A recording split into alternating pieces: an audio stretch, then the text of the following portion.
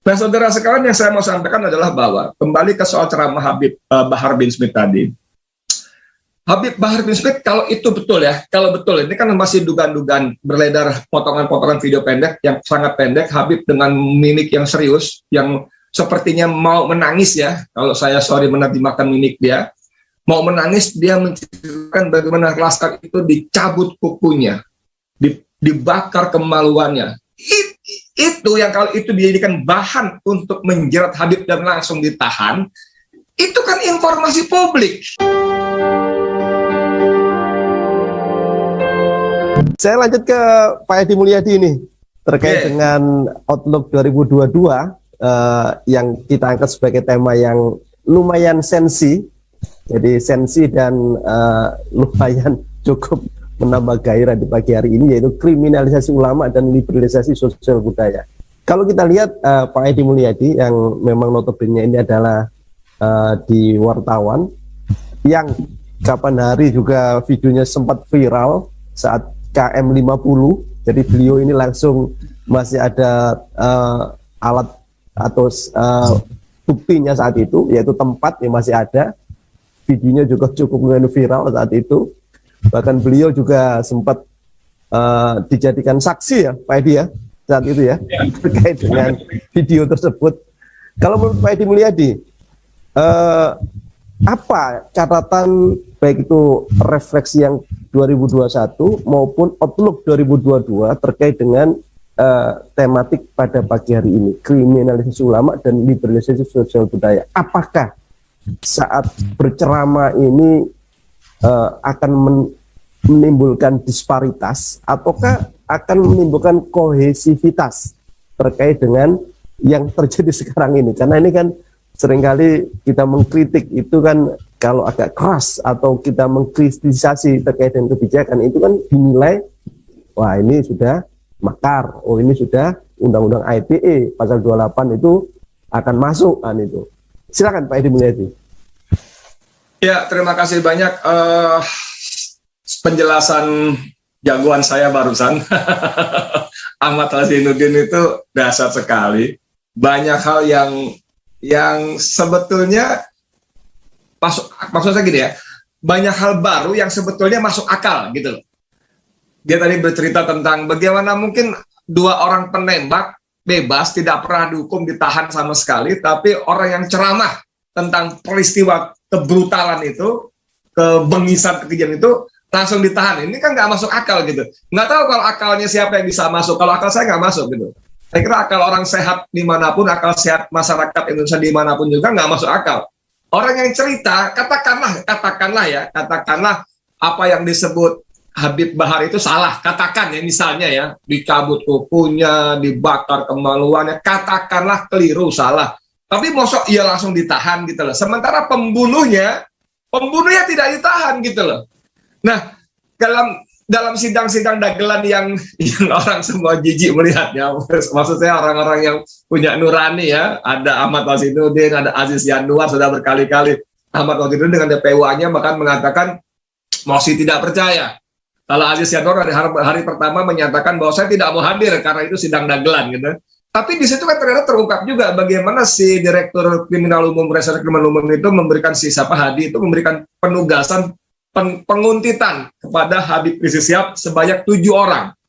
7 orang diperintahkan untuk menguntit, dan yang jadi tersangka 3 orang, 1 mati kecelakaan tunggal di daerah Setu. Dan ternyata dalam buku yang saya pegang ini, buku putih pelanggaran HAM berat pembunuhan 6 laskar ini, dengan berbagai macam cara teman-teman saya luar biasa sekali, saya anggota TP3 ini diterbitkan oleh tim pengawal peristiwa pembunuhan ini diungkapkan bahwa cerita yang Ibnu EPZ itu yang meninggal kecelakaan itu ternyata juga dipertanyakan.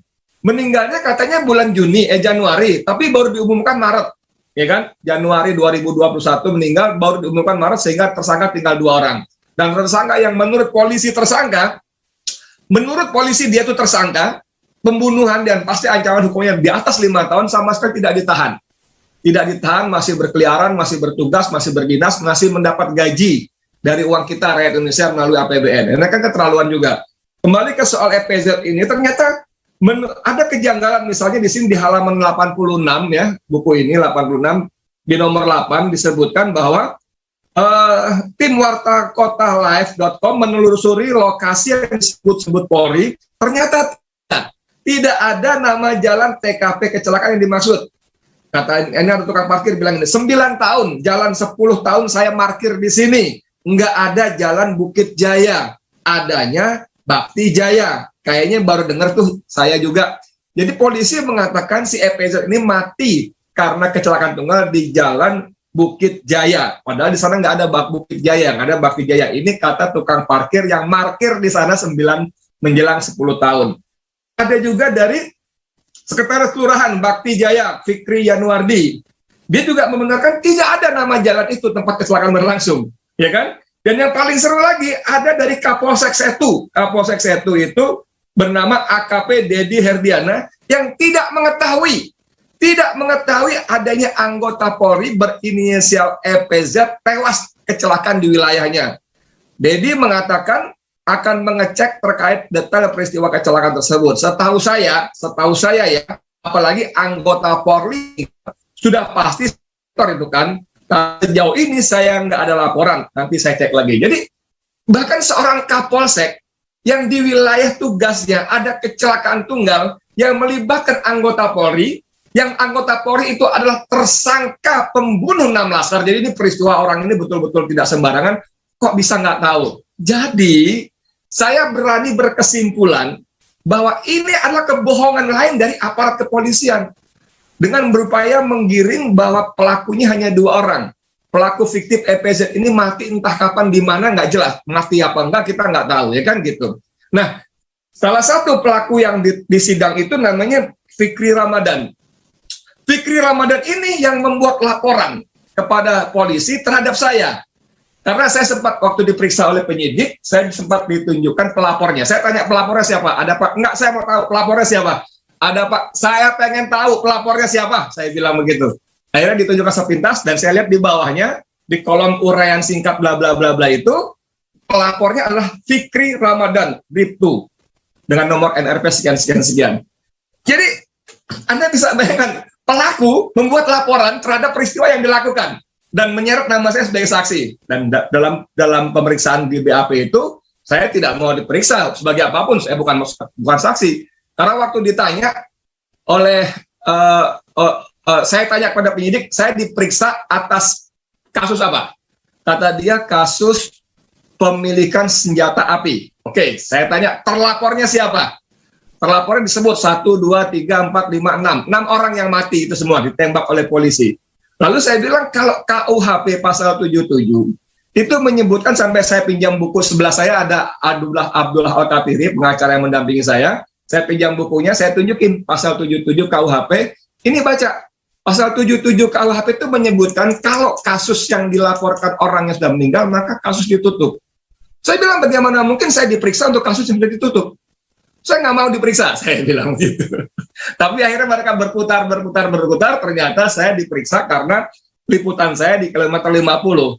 Sampai saya bilang, oh kalau masalah itu bilang dari tadi, kalau saya diperiksa untuk yang mereka sebut sebagai sinkronisasi.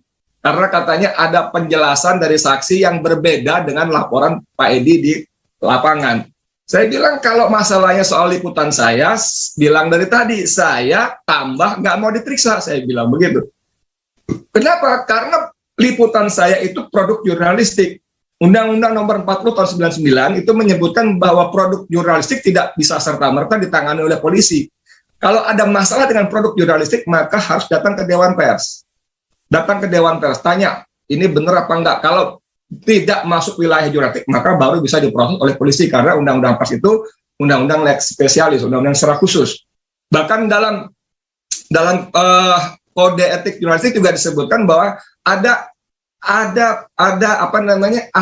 MOU, Memorandum of Understanding, antara Polri dengan Dewan Pers. Waktu itu ditandatangani oleh Timur Pradopo yang dilanjutkan dengan oleh Tito Karnavian. Saya tunjukkan, saya cari waktu itu di depan penyidik, saya buka googling, saya baca kasih nih. Ada kesepakatan Polri dan Dewan Pers bahwa Polri tidak bisa serta-merta. Nah, karena penjelasan seperti itulah, maka kemudian jam 9 malam saya keluar, direktur siapa itu pejabat Polri-nya mengatakan pada wartawan bahwa Edi Mulyadi tidak kooperatif karena tidak mau menjawab pertanyaan-pertanyaan. Nah, cerita-cerita semacam ini seperti kata Ahmad Zainuddin tadi, ini sekali lagi ya menunjukkan ada upaya yang terstruktur, sistematis, berjamaah, saya bilang gitu, sorry kalau pakai istilah berjamaah, bersama-sama antara satu institusi satu dengan yang lainnya untuk menutup-nutupi peristiwa KM50. Siapa yang ditutupi? Pelakunya. Siapa yang ditutupi? Pemberi perintah. Siapa yang ditutupi? Mastermind-nya. Dan itu saya katakan berjamaah, kalau yang melakukan itu polisi, kita masuk akal, mereka akan melindungi anggotanya. Tapi kalau Komnas HAM juga terlibat dalam persekongkolan menutup-nutupi, ini kan luar biasa sekali pengkhianatan lembaga ini kepada rakyat Indonesia yang telah memberikan pendanaan biaya operasional dan lain-lain dan mandat untuk melakukan penegakan HAM oleh Komnas HAM. Dan Komnas HAM ini ikut terlibat dalam menutup-nutupi tadi cover up tadi. Nah, saudara sekalian, yang saya mau sampaikan adalah bahwa kembali ke soal ceramah Habib Bahar bin Smith tadi. Habib Bahar bin Smith, kalau itu betul ya, kalau betul, ini kan masih dugaan-dugaan beredar potongan-potongan video pendek yang sangat pendek, Habib dengan mimik yang serius, yang sepertinya mau menangis ya, kalau saya sorry menerjemahkan mimik dia, mau menangis, dia menceritakan bagaimana Laskar itu dicabut kukunya, dibakar kemaluannya. Itu yang kalau itu dijadikan bahan untuk menjerat Habib dan langsung ditahan, itu kan informasi publik. Itu informasi sudah disampaikan oleh siapa saja, di mana saja. Keluarga korban itu diantar oleh TP3, beraudiensi dengan Komisi 3 kalau nggak salah DPR RI, itu diceritakan. Itu viral videonya, YouTube-nya viral. Bagaimana keluarga korban menyampaikan kondisi mayat jenazah. Tanggal 9 Desember, saya datang ke lokasi, kilometer 50 itu, rencananya saya datang bersama dikawal dengan teman-teman EPI karena Selasa malam rapat redaksi memutuskan FNN harus ada hadir di tempat lokasi kejadian supaya bisa mengklarifikasi pernyataan-pernyataan Dudung Abdurrahman dan terutama Fadil Imron, Kapolda Metro Jaya. Bener nggak sih? Bohong nggak sih? Akurat nggak sih? Gitu loh. Sehingga saya berangkat ke sana. Dan teman-teman FNN menyarankan saya untuk membawa ya tanda kutip pengawal karena ini masalahnya cukup rawan. Qadarullah, malamnya saya sampai rumah jam 11-an, saya telepon salah seorang Panglima LPI, Laskar Pembela Islam, wilayah Jakarta Barat. Saya kenal baik karena kita sering bergaul, namanya Ujang. Jang, besok lu sibuk nggak? Saya bilang gitu. Dia panggil saya Abi. Kenapa Abi? Gua mau ke kilometer 50, lu anterin gue ya. Siapa Abi? Dia bilang gitu. Bawa teman 4-5 orang. Siapa Bi gitu kan, jam 9 ke rumah gue ya siapa Bi gitu. Jam 9 pagi Rabu pagi saya tunggu-tunggu nggak muncul, 9:04 nggak muncul juga. Saya telepon dia, ternyata dia masih tidur. Dibangunin, saya bilang sama anaknya, tolong bangunin Bapak. Bangun, dia bilang, Abi mohon maaf saya baru tidur, semalam terima jenazah. Nah ini menarik, semalam saya terima jenazah teman-teman Laskar yang dibantai oleh polisi, jadi saya baru tidur, nggak sempat. Gimana? Jadi ikut nggak? Nggak jadi, saya nggak sempat, saya capek banget ngantuk. Oh ya kan.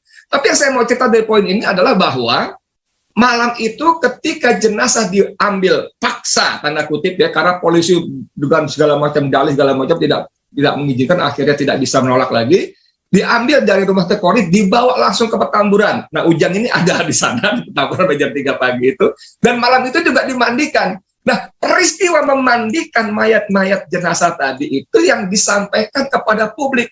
Bahkan dalam hanya hitungan jam, foto-foto dan video-video ketika jenazah itu dimandikan beredar secara luas di grup-grup WA. Bagaimana kondisi tubuhnya, ada luka-luka, kulit terkelupas. Ini nanti saya masuk juga nih. Ahmad nih kalau cerita begini saya masuk juga kan. Saya hanya menceritakan ya, berdasarkan video-video seperti itu dan sebagainya. Dan itu diulangi lagi oleh keluarga korban di depan DPR waktu raker. Kemudian di buku saya dan kawan-kawan, ini juga dimuat. Cuman saya nggak berani tampilkan aja ini jarak jauh aja. Ini serangkaian foto kondisi korban, diceritakan detail halaman-halamannya, nomor-nomornya, poin-poinnya di sini, diceritakan detail bagaimana kondisinya. Juga dimuat di media massa bagaimana kondisi lebam dan sebagainya dan seterusnya. Nah, ini seperti kata Ahmad Kozinuddin tadi, saudara, ini Allah yang punya skenario. Betul-betul Allah punya skenario. Gini, saya mendengar dari, saya boleh sebut, mohon maaf ya, Abdullah Al-Katiri kemarin telepon saya. Telepon saya, kata Abdullah Al-Katiri, nanti boleh dicek lagi, saya sebut saja karena dia lawyer, kalaupun ada masalah bisa diklarifikasi. Bang, itu katanya, kata Abdullah Al-Katiri dalam telepon, cuman saya nggak rekam aja, itu karena polisi bingung, nggak ketemu apa yang harus dijadikan untuk menjerat Habib Bahar. Akhirnya bermainlah di pasal tadi, peristiwa-peristiwa ini. Dan tapi kalau itu benar, kata Abdullah Al-Katiri, ya ini kan, bagaimana ya, upaya Polri untuk menjerat Habib Bahar justru kata Ahmad tadi, justru membuka peristiwa ini lebih lebar lagi, yang sebelumnya hendak ditutup-tutupi. Tiba-tiba dijadikan bahan untuk kita semua berbicara, termasuk pagi ini.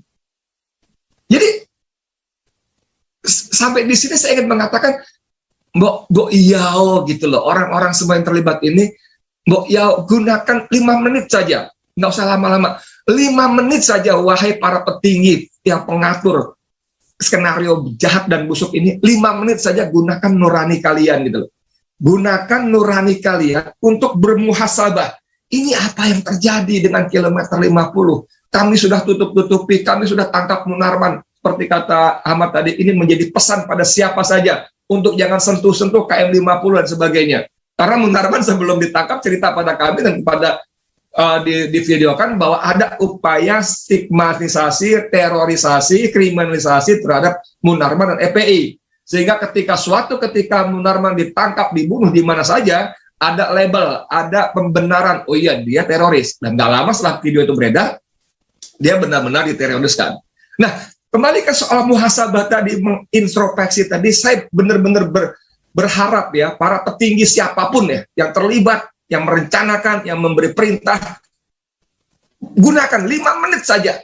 Tanya dalam hati kalian, kalau hati kalian masih hidup ya, walaupun sudah pingsan semaput ya, tanyakan, ini apa yang terjadi?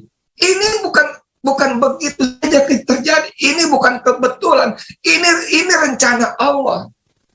Nah, kalau di dunia saja kalian sulit menutup-tutupi, walaupun kalian punya segala macam sarana dan sumber daya untuk menutupi, mengalihkan, memasukkan segala macam, ini saja susah. Kita semua hari ini, pagi ini bicara, semua di mana-mana bicara, di YouTube itu juga bicara soal ini. Ini kan menunjukkan bahwa nanti di akhirat kalian sama sekali tidak akan mampu menutup-tutupi ini. Saya ingin betul-betul mengetuk nih, walaupun saya sudah hampir sampai kesimpulan, mohon maaf, sampai kesimpulan sekalian ini semua summun bukmun umyun fahum la yarji'un. Tapi saya masih berhusnuzon, mudah-mudahan masih ada sedikit titik nurani yang hidup. Gunakan sedikit nurani hidup itu untuk kembali pada hidayah, pada kebenaran. Gitu sementara, terima kasih banyak. Assalamualaikum warahmatullahi wabarakatuh. Waalaikumsalam warahmatullahi wabarakatuh. Terima kasih Pak Edi Mulyadi. Jadi kalau kita, ini kan Outlook 2022 ini Pak Edi Mulyadi. Ya. Apakah model kriminalisasi ulama dan liberalisasi sosial budaya seperti tema ini akan ada, ataukah memang hanya stop Januari saja ini Pak? Menurut Pak Edi Mulyadi bagaimana ini? Atau ada solusi ini? Seperti apa? Saya bukan peramal ya, dan saya tidak ingin menjadi peramal karena nggak boleh, hal-hal gaib itu tidak boleh kita sok-sok tahu ya. Kalau kita hadis Rasulullah mengatakan, kalau kita datang ke seorang yang mengaku mengetahui masa depan, peramal, kita datang saja, itu udah masalah. Kita dengarkan ocehan yang kita percaya, itu 40 hari, 40 malam sholat kita tidak terima. Nauzubillah min dzalik ya. Jadi saya bukan peramal, ini hanya tadi outlook ya. Outlook berdasarkan pattern, berdasarkan pola-pola ya. Berdasarkan pola-pola yang sudah terjadi beberapa tahun belakangan ini, saya merasa, saya memperkirakan, saya menduga kriminalisasi dan liberalisasi budaya ini, kriminalisasi ulama, aktivis, dan liberalisasi budaya ini tidak akan berhenti pada tahun 2002. Bahkan melihat gejalanya, eskalasinya bisa semakin tinggi. Saya khawatir bahwa nanti mereka tidak lagi menggunakan dalih-dalih yang seolah-olah formalitas ya, hukum ini, pasal ini, segala macam. Saya khawatir justru mereka mengambil tindakan-tindakan yang jauh lebih brutal lagi, yang sama sekali seperti yang dikenal dalam buku ini, extrajudicial killing atau unlawful killing. Ini saya khawatir, tapi kalau saya bergaul sama Ahmad Wazinuddin, Masya Allah, dia berkali-kali memberi semangat pada kita. Tidak ada satu musibah pun yang terjadi tanpa izin dan kehendak Allah, Masya Allah. Ya, walaupun kita berjuang kencang, beramar nahi munkar dengan segala macam, kalau Allah belum menghendaki tidak ada terjadi apa-apa. Tapi kalaupun kita tidur, duduk manis, bahkan membenarkan kezaliman dan pernyataan kita, kalau Allah kehendaki maka kita juga akan dapat musibah. Itu kalimat-kalimat yang bukan baru, sebetulnya kita sudah baca, kita dengar. Tapi dari mulut seorang Ahmad Wazinuddin betul-betul menjadi penyemangat lagi. Nah, kembali ke soal pertanyaan tadi, saya melihat kenapa saya memperkirakan akan terus berlangsung, karena begini, watak kekuasaan itu adalah ingin melanggengkan kekuasaan. Kalau melalui prosedur formal bisa, mereka lakukan dengan berbagai election ya, pemilihan-pemilihan. Maka ketika Undang-Undang Dasar menentukan bahwa maksimal 2 periode, mereka akan berusaha bagaimana caranya bisa 3 periode, ya kan? Bagaimana bisa menambah lagi? Kalau 3 periode nggak bisa, bagaimana memperpanjang 3 tahun dan sebagainya? Dan secara teori, amandemen Undang-Undang Dasar 45 di Senayan itu bisa diselenggarakan, ya, secara teori. Kenapa? Karena mereka sudah menguasai 82% Senayan. Padahal untuk mengubah amandemen itu hanya perlu 2/3 saja. 82% itu jauh di atas 2/3. Dan kalau mudah masuk masalah amandemen, maka semua pasal bisa dikotak-atik. Ini secara di atas kertas. Nah, mereka akan lakukan itu. Dan pada saat yang sama, mereka juga menyadari bahwa aspek-aspek formal legal seperti di Senayan itu belum tentu mulus karena ada orang-orang seperti Ahmad Wazinuddin, seperti Egy Sujana, seperti Rizal Ramli, Gatot Nurmantio, dan siapalah orang-orang yang terus menyuarakan kebenaran kritis terhadap kekuasaan. Ini kan menyebalkan. Mereka boleh saja menguasai Senayan dengan palunya, dengan stempelnya. Tapi kalau di masyarakat kemudian terus bergolak, menolak, ada penolakan kan jadi masalah juga, mereka kesal juga. Nah, disinilah mereka pada sampai kesimpulan to be or not to be. Harus jadi. Sehingga pada satu ketika, kalau seperti kata Ahmad tadi bilang, kalau lu bandel juga, lu bunyi juga, lu berisik terus, apa boleh buat? Gua bawa, gua angkut. Dan itu kejadian bukan hanya kepada yang bersangkutan, tapi pesan kepada yang lain. Lu nanti bisa gua Novel Baswedan kan, lu bisa gua Habib Rizik kan, lu bisa gua Habib Bahar kan. Ini pesan-pesan seperti itu.